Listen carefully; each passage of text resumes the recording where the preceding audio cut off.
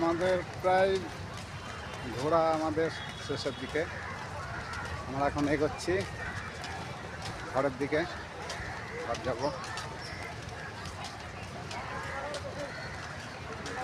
সব দেখতেই পাচ্ছেন খুব সুন্দর।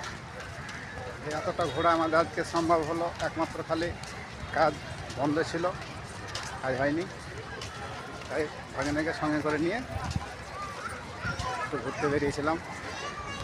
মনটা ফ্রেশ হয়ে গেল। কিছু বলবি তো?